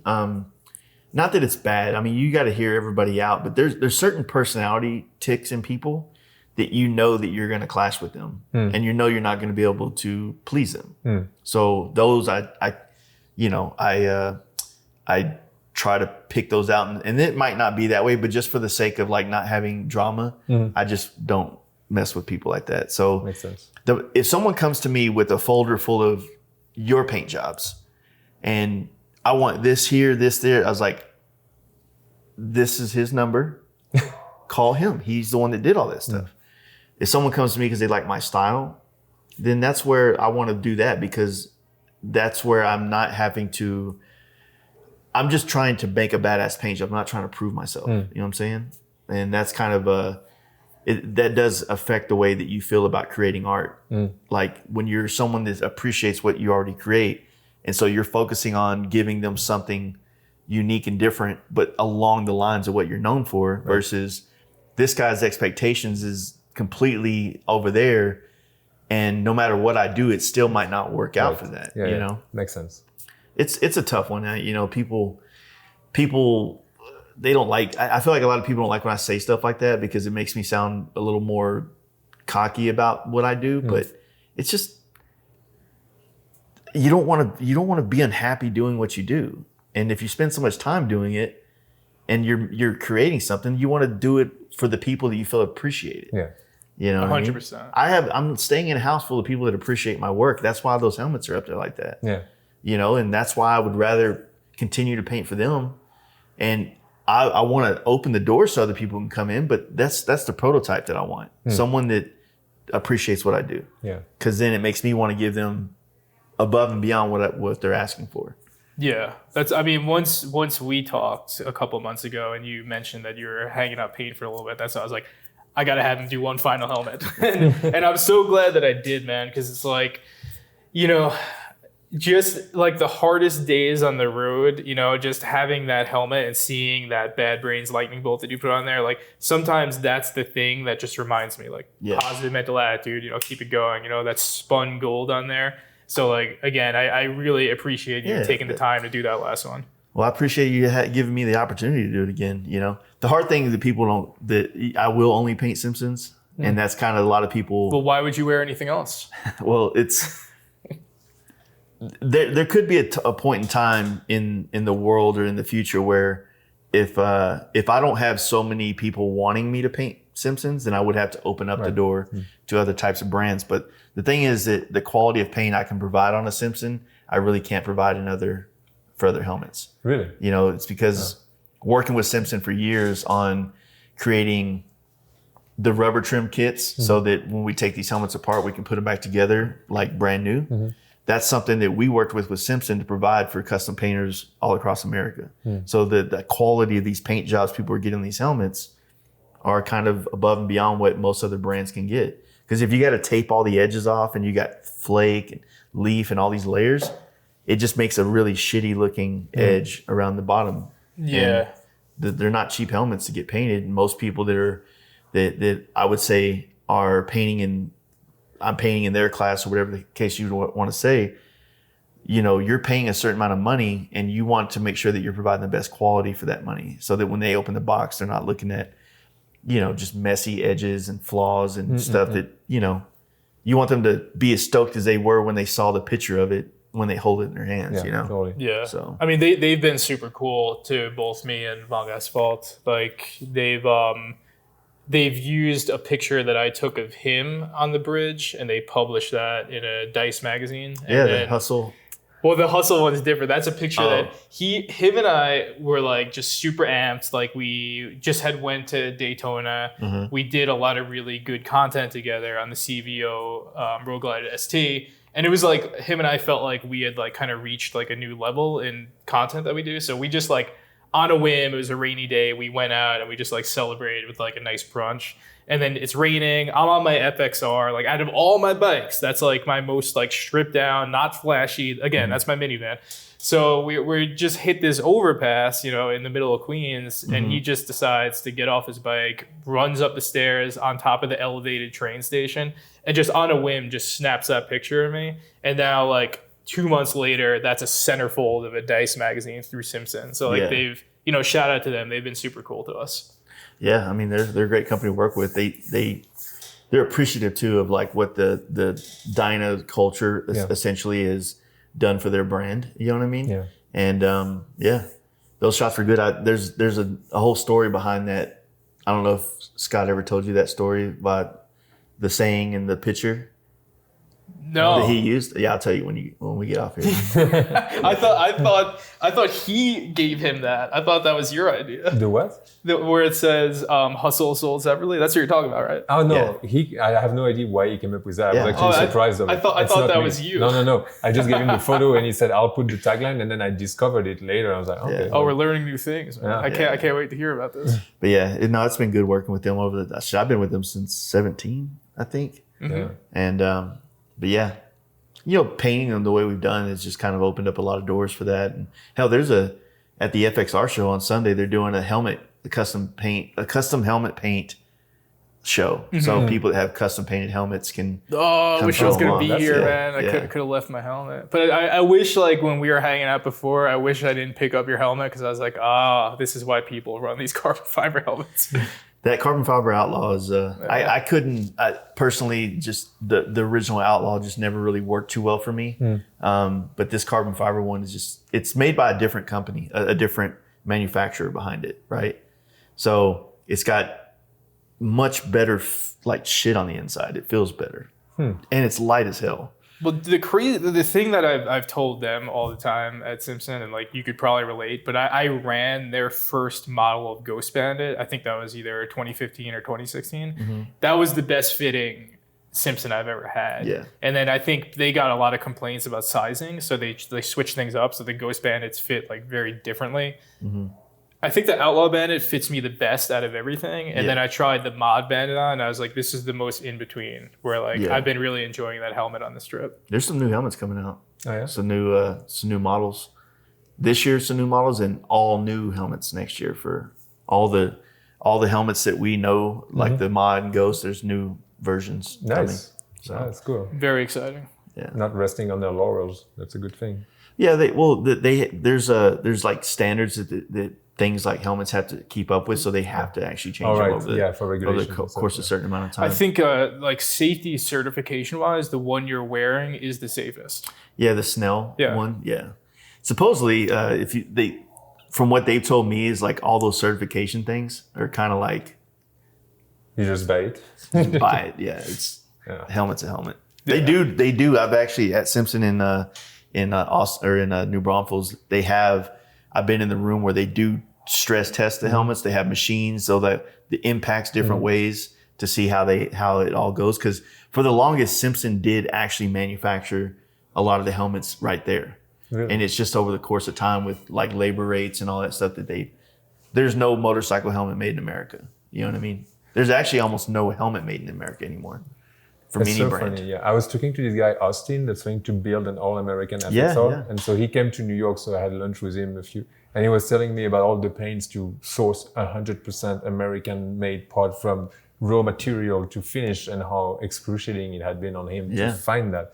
I never realized, because we saw so much made in America everywhere, but like assembled in America versus made in America versus all of that. It's he's I'm excited to see him get through with that, because I want to see him enjoy all this work he put into fucking making that bike happen. So that's true dedication. Like that's very But impressive.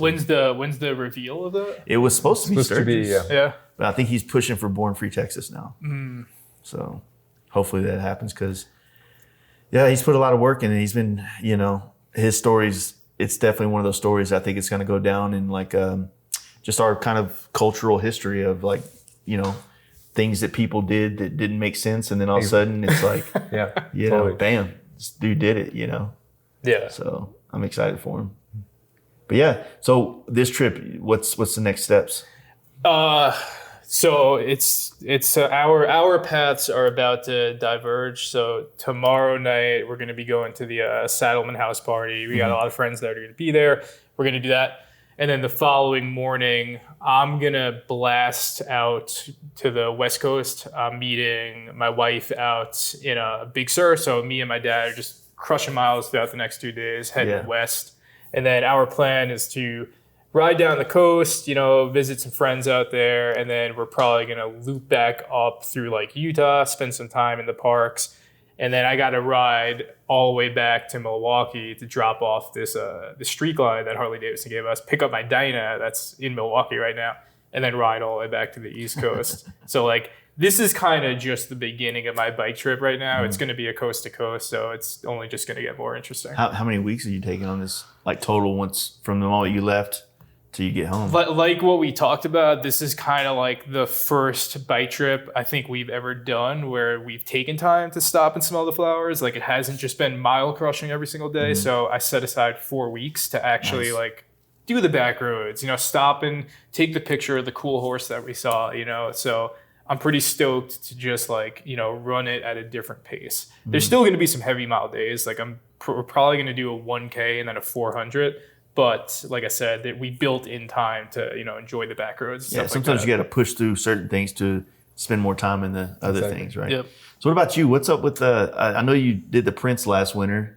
That was awesome to see. I told you that was really, because you commented on that. Like you said something like, I would buy one or I would have one in my shop, and I was like, maybe I should do a small test run. And it was fun. I learned a lot, build a website, the print. It worked pretty well as far as like, I think like 2/3 are gone. The one that worked the best, obviously, is the burnout one. I kind of knew that this was going to be the one that had the most, attention, but I wanted to have 2 just in case. I'm at the crossroad right now where I'm starting to kind of I don't know if I'm going to keep doing it the way I've done it. So what I've done was like very limited run, hand numbered, etc. Do you still have any of those left? I have 1 of the burnout, and I have maybe 4 of the other one. I'll buy the burnout one because I wanted to buy one from you last year. Yeah. So I'll buy that from you when you get home. Okay. That we can make that happen for sure. All right. And now I feel like I wanted this to be a luxury product, so I priced it at a certain point and I made it very limited and all of that. And I realized that actually maybe if I want to provide value to people in the community, I've actually started to switch my lens a little bit, and rather than giving them photos of people they don't know, maybe I can give them photos of themselves that are going to be really cool. And so now I'm starting to do like portrait sessions for people where I'll meet them wherever in the city. We'll spend an hour together. I'll take like whatever shoot, like if they want to do a burnout on the bridge, maybe not the bridge because we can't do that anymore, but like we'll do something very cool for them. And I will print it for them at the highest quality I know, and I will like give it to them. I mean, it's part of a package basically. And I'm thinking I have to decide if I push one or the other, or if I keep both. But for now, I'm kind of thinking I'll still do these kind of luxurious limited drops when I think I have something that's exceptional enough to warrant the attention. I think the burnout peak is to some level that, because I don't think anyone has done it this way before. It's in my parents' living room. But I say 99% of the pictures I take are good, but they're not exceptional. If I see a really good ones, maybe I'll keep doing these limited drops, like only 10 of them, whatever. And now what I want to try to do is more like kind of document what I see, do portraits of people for them, like maybe one day do an exhibit of like Writers of New York kind of thing where I have prints of people and I can tell their stories a little bit. That's kind of what I'm more going forward towards. So I've done a few of these over the past few weeks. That's been really fun. So still figuring things out a little bit, but going in that direction, I think. It's like I said before, it's like our partnership together is like telling stories where he has the challenge of telling it in a single frame, and I have the challenge of telling it in moving image and worrying about audio. But like together, it's like coming together to tell a really cool and authentic story of the things that we see through our eyes. Because I think like you asked me before, like how I got my start as a YouTuber. And I think in the beginning, it was very focused on me and what I was doing. And I think where myself and VonGasphalt are at now is rather just telling the stories of what we see, the riders that we ride with, the riders that inspire us. And that's kind of like where we are currently at. Yeah, well, turning the camera on to other people is always, like the way I see it, it's like the podcast is what opened up a lot of other things because that's someone else's story, right? Yeah. There is an element of me being the constant as the host of it, right? But the same thing about like photography. Like when I started shooting my friends and finding, like what I loved about that is like you see your friend, you're riding next to him, it's like, he looks badass right there. I want to show him how I see that. Yeah, exactly. And that's the thing about like all these type of things, whether it's YouTube or not. It's like YouTube, I'm just speaking from my own self. It's like, I like the idea of being able to show someone the things that I'm involved in and the people that I've met and things like that. So it's always still a mirror to what's out there, but like I said, I'm the constant in it, right? I don't really care. I wish I didn't have to do YouTube. I don't really care about being on camera. I don't care about that as much, but I think it's important. It's an important responsibility to some extent, and you've done it very well. I think like I'm just starting to be less inward focused and focus more on others. Like my Instagram, if you browse through it, is 99% is my bike and myself, which seems very egocentric now when I look at it, and maybe at some point I'll clean it up a bit. Like you were already highlighting people like years ago. And at that time, I didn't really look at it this way. And like what you're saying with the podcast, the same, like telling other people's story, I think there's only so much about yourself that you can say. And to some extent, I think these days, like it's just, I'm not saying it's of poor taste, but if there is people that are interested if you have some level of audience, you should use this to highlight people that you think are interesting. And I remember back years ago where you were doing these stories of other people's and you were like leaving them on your profile as highlights, and you had like Mel from Canada and a bunch. I thought that was really cool. I just didn't realize yet that was something I should be doing. But now, and because I've picked up photography as more of a little something now, I think showcasing people and making them look as good as I can, I think is much more interesting than just taking pictures of my dyno, which it's what it is. Well, I mean, the dyno was practice. Everything that you do for yourself. I mean, I'm the same way. Like, I get bored of taking pictures of my bike. I'm like, man, I want to find other people. I want to show other people. I want to do this. The podcast is that. I mean, this is not a podcast without the guest, right? Then it's just me talking about, well, today I did this and this and this and this. And, there might be an audience for that in certain places, but I don't know that that's the kind of creative outlet I want. Yeah. I think that like, say for instance, I'm on a trip right now. So I'm trying to show people my trip through my perspective. So it is more about me right now. But that quickly shifts whenever you get home, and what I'm doing is kind of now in the past, and the next project or the next thing is either a customer's bike or a customer or a guest on the podcast or whatever the case may be. So it's a lot of, you know, like I said, one of the best pieces of advice I ever got from somebody in this more or less journalistic kind of place is just be a mirror to the industry. Yeah. You know, to the scene or whatever. And, you know, all you're trying to do is just like you said with the people that you know in New York that you wish had a bigger presence in the world. You want to be able to provide that to show appreciation for all the people that you can. And byproduct is you become an inspiration for people as well. Yeah. You know, it's not like I'm chasing that. I don't think you're chasing that. It's just a byproduct of the life you live on a motorcycle, the things you do, and the fact that people watch it. So you put it out there for them to see it. And, you know, that becomes the circle of life, if you will. Exactly. And that's been, and it's like the thing that I'm proud of, like I'm about to hit 20,000 on YouTube. And again, like I'm still a very small fish in a big pond. Like I don't think I'm by any means a big scale moto vlogger. It's funny, like people have messaged us and been like, are you going to be at the meet and greet? It's like, I don't think anyone wants to meet or greet us.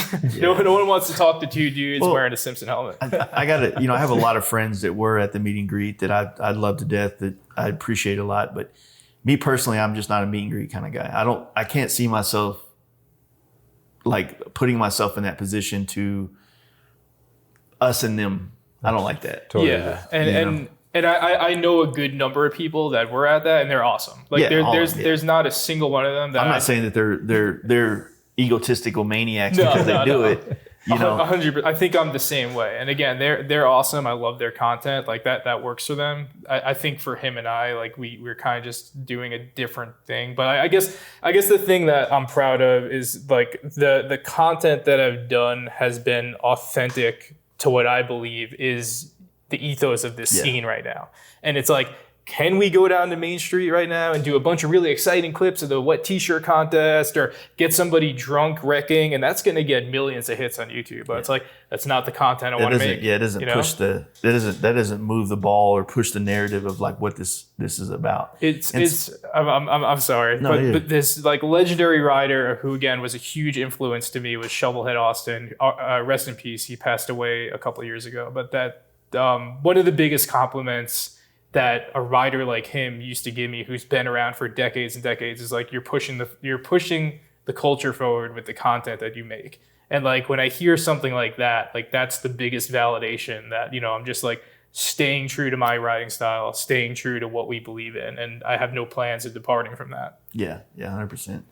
Yeah, you got to keep all that stuff alive, man. You know, like you just said. I mean, there's ways that you can kind of, you know, you can turn your camera on to certain things that's going to make you a lot more famous real quick. You can take your content, make it a little bit more polarizing or, you know, argumentative. Like that's going viral. Every video I've ever put out that's ever done anything viral is because people are fighting in the comments. So I'm not proud of that. There's no stoke happening there. There's no inspiration happening there. It's just people wanting to argue about what they think is right or wrong and what they just saw. It was a burnout in a bar, and I just videoed it. So, you know. But it's like I'm proud of the work that we're doing together, like where we post, you know, that silhouette picture, and people are just like, you know, the feedback is really positive, you know, and again, that was an authentic moment that was not planned. That one y'all posted last night, I think. That needs to be in the dealerships. That's what people said, and like that's obviously there's a guy that said it's better than the official Harley advertising. to hear that was nice. To hear that from you, to hear people say that, like that's like, you know, that means a lot. But you know what's crazy? It goes back to what we were saying. Like that is simple photography stuff. Yes, that's the thing. It's like it's just having the right gear and being at the right place, right time. But it's not hard to do technically. Yeah, and there's much harder things to do that would look not as eye-pleasing or whatever it's. Yeah, I agree. But it's just cool that like we are in a place, both what we do together, where we could do what is true to us as riders, and it will, like we will get that validation, like that picture. Like for example, I did a video where I titled it exactly what it was. It was 500 plus miles 2 up on my dyno lowrider S. Like that was what the video was about with me and my wife. And it did, like, people watched it. People had like really interesting questions and stuff. And like, that's the content I want to make. I'm not trying to go like above and beyond and like, You don't want to clickbait like a lot of other YouTubers do? No. And I hate. I'm not perfect. Like I've definitely done a couple that was clickbaity. I'm not perfect, but like at the end of the day, I think my average video is like, I'm going to tell you what's in the video. I'm going to be honest and authentic, and it's going to be what it's going to be. Yeah. Dude, I just want you to do another of this video with nothing, no sound. That was the one we did in Palm Springs was really cool. That's the funniest thing is like his best pictures, like the one you just said, where it's like that could be like a billboard, like is always going to get like perform the least in the analytics. And it's the same thing for me. Like the video that I will put my heart and soul into is always going to perform the least in terms of like getting attention, which is just, it's really interesting. Yeah. I have one YouTube video that I'm actually, and this might sound weird, but like I watch it every once in a while because it puts me back in that experience it's the video where when we finished the bike, we rode it across to the Durango and we had all these problems that happened. Right. And I just love that video because it puts me back into that moment of being there and like kind of being like, because there was a level of stoke that was happening there. There was a level of confusion and like, what did I do to deserve this? And then there was this like overcoming thing that happened. And for me personally, like I'm proud of that video. I'm proud of it because I lived it and I was able to stay recording enough to make it a cohesive video, right? But yeah, I mean, does it perform? Like I've seen people's video, like not trying to compare to other people's, but there's nothing for selling it. Yeah. It's just a story. That's all it is. It's a story of my journey and what I went through. This is why you should not buy an FXR or this is why you should, bring a clear visor or some shit like that. Yeah, and it's to like your point about information versus feeling, I think people nowadays really gravitates to content that is going to give them some level of information on something that they're after, whether it's a purchase or anything. Like a story requires much more attention and requires you to embed yourself into something, and to some extent maybe is a bigger commitment intellectually than just watching like top 5 things I like about whatever I'm thinking by buying. I think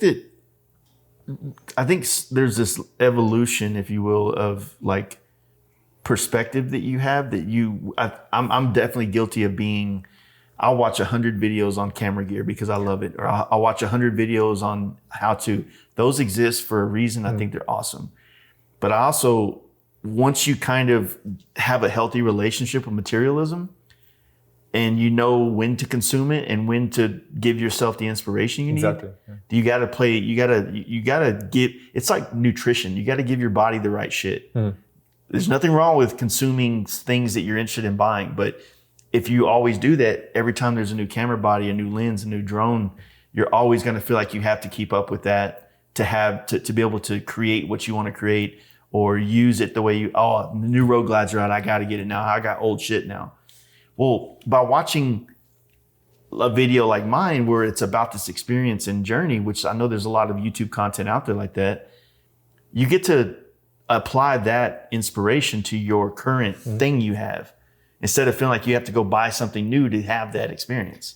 You know what I mean? And that's why both of us have held on to these dynas 8 years later. Yeah. Like we have no plans. And I mean, like we're kind of in a unique, both myself and VonGasphalt are in a unique situation in terms of content creation, because it's like neither of us are using this thing as a stepping stone to become like a big thing one day and like have this be like a career. Like him and I grind really hard in careers that are outside of the bike life in order to do this. So like content creation is, recreational. It's all passion, and I feel, again, this isn't to knock anyone that would make a career out of this, but I think for me personally, like the second I felt like there was pressure and it started to become like a career, I don't think I would be able to do it in the same way. Like if I lost that freedom, I don't think I would want to do it anymore. Yeah.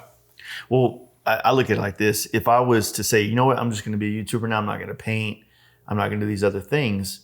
well, those things are what make me interesting to put on YouTube. It's my unique thing to show the world, right?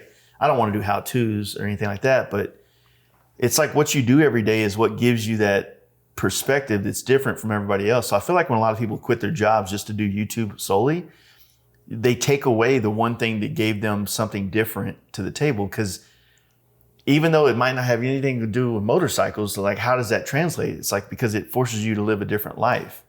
And that different life is what you're showing someone differently about how you manage. You're more relatable to your audience as a person who rides on the weekends or at night rather than you being a full-time YouTuber running around trying to, figure out some new content because you're putting 2 videos out a week. 100%. And it's like, I think all three of us are far enough down the road where it's like, I think a lot of people who don't create content, like look at people who make a career out of it. It's like, oh, that must be nice. You do this full time, but it's like, yo, that like talking about like performance and analytics and what's going to hit and stuff like that. It's like, that is a really, really hard way to make it. Yeah. I mean, think about it. If you have relationships with sponsors who are a little bit more like on the pulse of like, hey, we need to see how you're doing every month, whether we want to stick with you or not.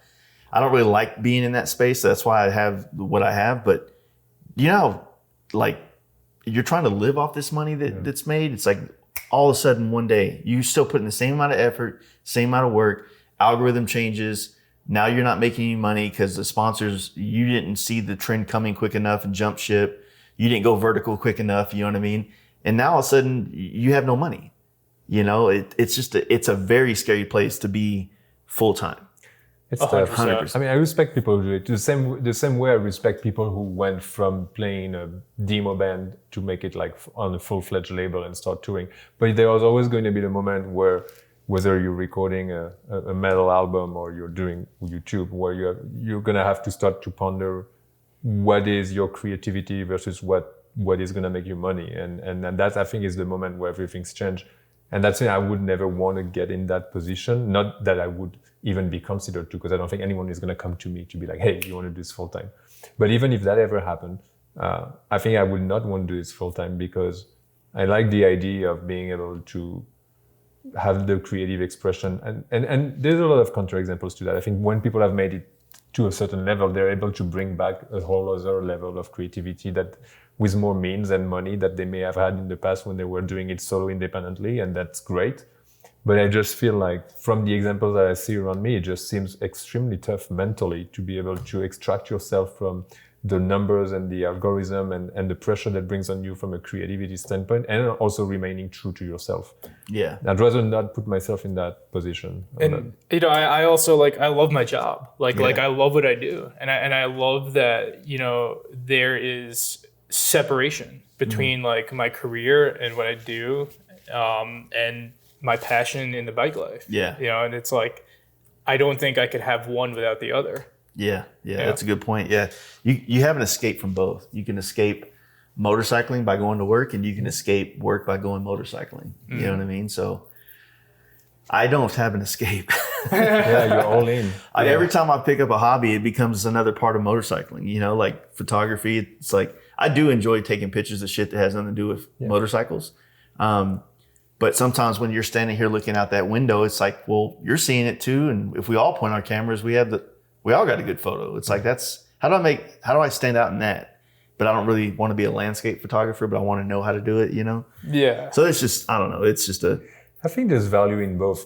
For a long time in my life, I was trying to actually bring all my passions into one thing. Like maybe in a certain way to what you said, that to some extent it always revolves around motorcycles, maybe from one reason or next.